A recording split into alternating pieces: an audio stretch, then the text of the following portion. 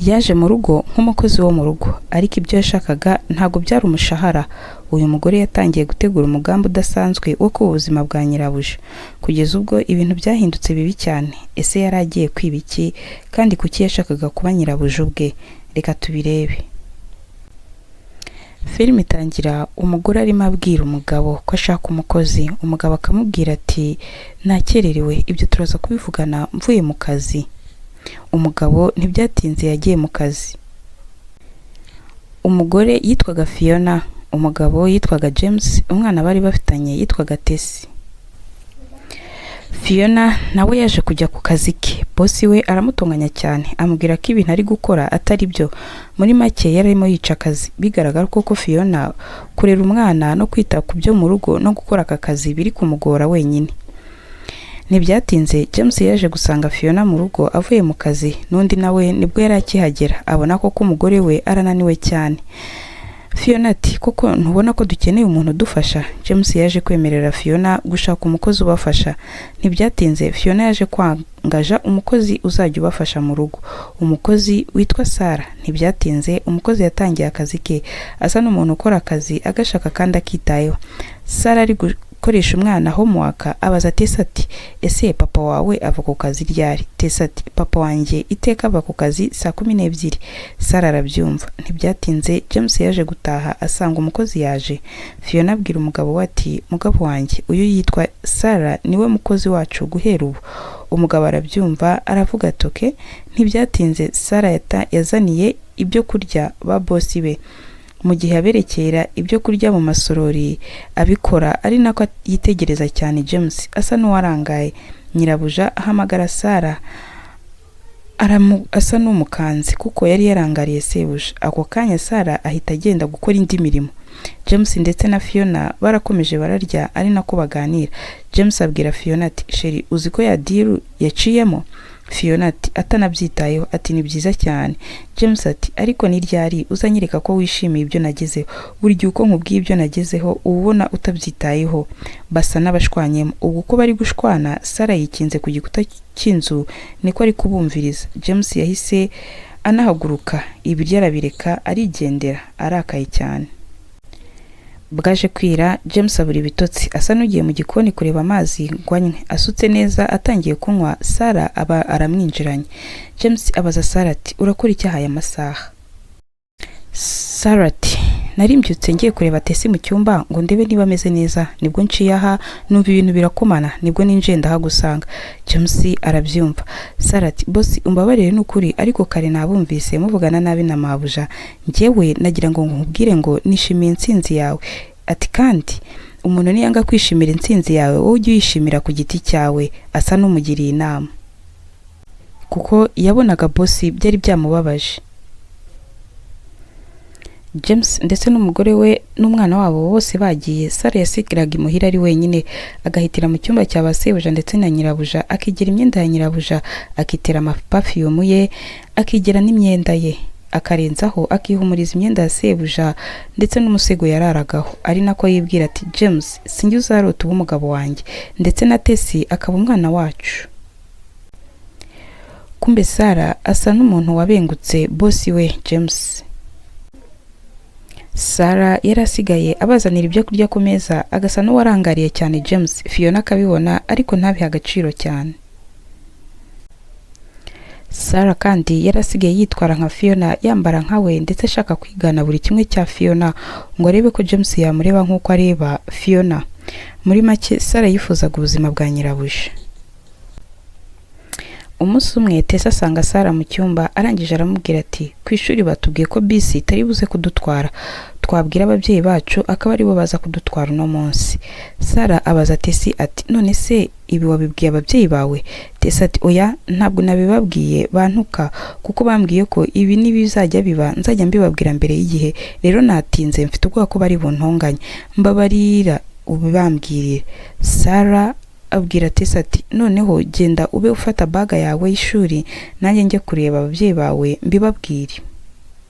Sarah asanga nyirabuja mu cyumba, arangije aramubwira ati Tessie ambwiye ko bisi y'ishuri no musitari bubatware, mwaza kuza kubatwara. Fiona ati kubera none se ni kuki Tessa atatubwiye kare?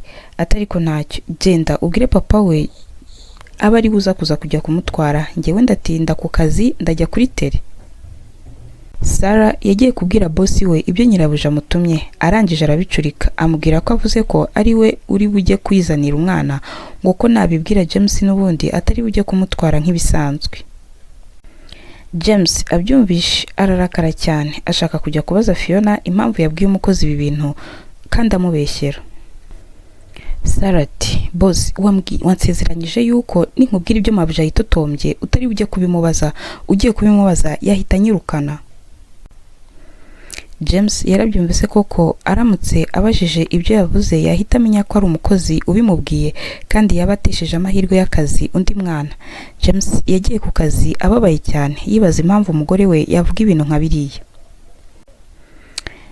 James ari mu nzira atashye amasaha ye atahira, ari mu modoka telefone iramuhamagara, irangije aravuga iti, tumaze amasaha 2 yose twabuze umuntu uza gutora Tessie ku ishuri.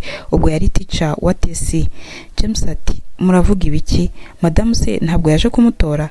Teacher ati, oya nta muntu numwe waje kumutora, gusa ubu tuvugana nibwo haje umuntu ngo witwa Sarah aje kumureba.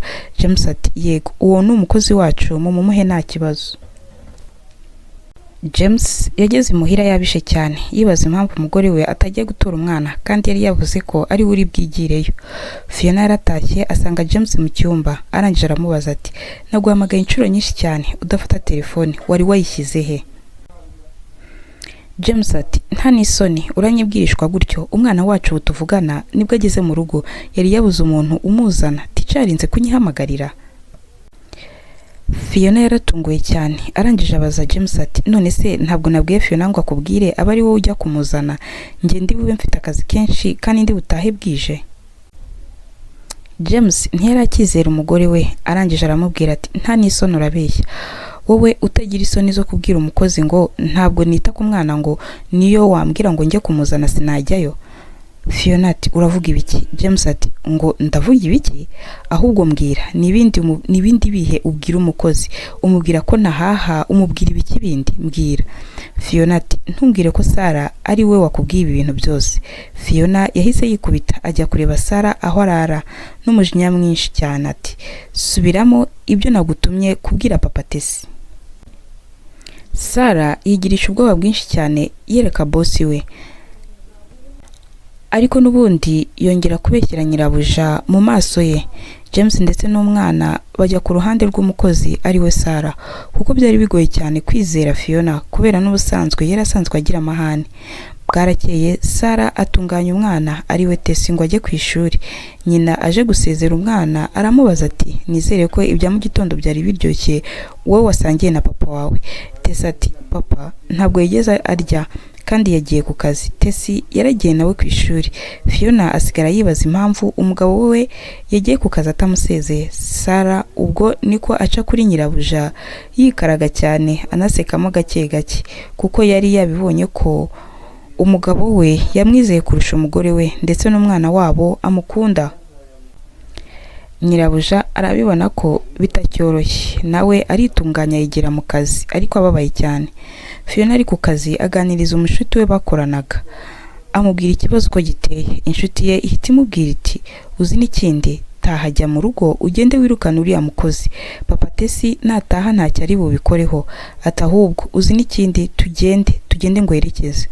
Ubwo Sarah ari mu rugo wenyine, boss yagiye ndetse na nyirabuja n'umwana ari ku ishuri, ajya mu cyumba cy'aba boss nk'ibisanzwe, ariko yigera imiringa ya nyirabuja, yitera imibavu ya nyirabuja ndetse anigera imyenda ye. Fiona ndetse n'inshuti ye baba bamuguye gitumo. Ako kanya inshuti ya Fiona itangira gufata video nk'ikizibiti, barangije bamwambura ibyo yari yambaye byose, barangije baramuzingisha arataha. Hashize umwanya ibyo bibaye, Fiona uko yakaryamye abyutse agiye kureba umwana we asanga ntarataha, ahamagara ku ishuri baramubwira bati, Tesi yatashye kare, wa mukozi wanyu niwe waje kumutwara. Fiona ati uwo mukozi mwahaye umwana wanjye namwirukanye kare. Tisha ati mumbabarire sinabimenye, ariko ubushize papa w'umwana yaduhaye uburenganzira bwo kumumuha. Fiona ati umutwe. Ako kanya James abarahageze yirukanka cyane, yari amaze kubona video ya nshuti ya Fiona yamwoherereje. Ni nako Fiona amubwira ko umwana wabo yajyanywe na Sarah. Bahise bahamagara polisi byihuse ndetse na zimwe mu nshuti zabo. Polisi yarahageze arikiza izanye n'umuganga. Umuganga arahaguruka arabibwira, ababwira ko ari umuganga wavuraga Sarah. Ababwira ko Sarah yakuriye mu muryango utari mwiza, nta rukundo yigeze abona, bityo byaje kumutera indwara yo mu mutwe ituma akunda kwigereranya n'abantu afata nk'icyitegererezo cye mu buzima bwe. Ati buriya we aba yumva James ari umugabo we ndetse na Tesi ari umwana we, kuko Fiona amufata nk'umuntu w'icyitegererezo mu buzima bwe. Fiona yajyanye Tesi ahantu mu nzu yabagamo, nayo bahoraga bamwishyuza ubukode bw'inzu. Nyirinzu yaje kuza kwishyuza Sarah amafaranga y'inzu, yari yamenye ko yagarutse. Yegereye neza inzu yumva hasa naho havugiramo umwana, ari nako Sarah afata umunwa w'umwana ngo atamuteza abantu. Ubwo polisi yari yamaze gushyira hanze ya video bafashe ya wa mukozi, bashyizeho n'amafaranga ku muntu uri bumubone. Nyirinzu arimo agenda areba kuri telefone video abayiguyeho, abona ni Sarah umubera mu nzu wanze no kumwishyura. Abona hariho n'amafaranga ku muntu uri bubone uwo Sarah.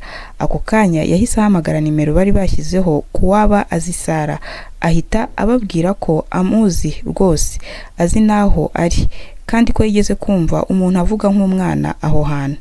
Ntibyatinze polisi ndetse n'umuryango wa Tesi barahasesekaye, bafata Sarah bajya kumufunga, n'ubundi akiyita mama w'umwana ndetse n'umugore wa James.